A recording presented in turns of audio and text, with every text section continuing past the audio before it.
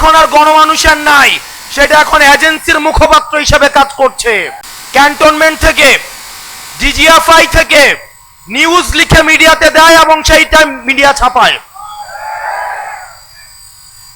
এবং আপনারা দেখেছেন সম্প্রতি মিডিয়া কিভাবে নগ্নভাবে এই গণ অভ্যুত্থানের স্বার্থে যারা জড়িত তাদের ক্যারেক্টার অ্যাসাসিনেশনের জন্য, নারীদেরকে কিভাবে বিতর্কিত করার জন্য একটা চেইন, একটা অ্যাপ্রোচ নিয়েছে। আমরা মিডিয়ার প্রতি আহ্বান জানাবো। আমরা চাই মিডিয়ার থেকে বস্তুনিষ্ঠ এবং জনগণের যেই বক্তব্য, জনগণের যেই দেশ নিয়ে যে পরিকল্পনা, সেটা সঠিকভাবে উঠে আসুক। অথচ আমরা মিডিয়াকে দেখতে পাচ্ছি গণমাধ্যমে আগের মতো ডিজিএফআই থেকে শুরু করে রাষ্ট্রীয় বিভিন্ন এজেন্সি সেখানে নগ্নভাবে হস্তক্ষেপ করে।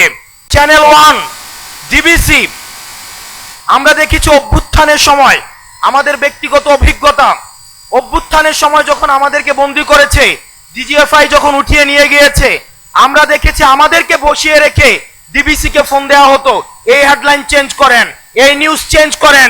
ডিবিসি তখন সেগুলাকে চেঞ্জ করত। আমরা দেখতে পাচ্ছি আগের মতো করে একই ধরনের মিডিয়া এখন তার চরিত্র আবার আগের মতো হয়ে গিয়েছে। এজেন্সি ছবি তুলে পাঠায়, সেটা মিডিয়াকে দেয় এবং মিডিয়া সেটাকে প্রকাশ করে। মিডিয়া এখন আর গণমানুষের নাই, সেটা এখন এজেন্সির মুখপাত্র হিসেবে কাজ করছে।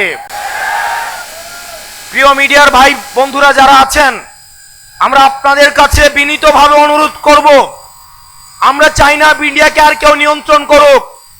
হাসিনা যেভাবে মিডিয়াকে নিয়ন্ত্রণ করেছে, বাণিজ্যিকীকরণ করেছে, বিভিন্ন অলিগার্ক শ্রেণীর মধ্য দিয়ে মিডিয়াকে নিয়ন্ত্রণ করেছে, সেটির অবসান ঘটুক।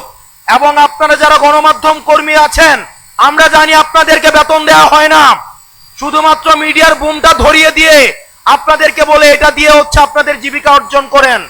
আপনাদের ওয়েজ বোর্ড নাই, আপনাদের নিয়মিত বেতনের কোনো ব্যবস্থা নাই। আমরা চাই আপনারা আপনাদের পক্ষে কথা বলুন, আপনারা গণমানুষের প্রতিনিধিত্ব করুন।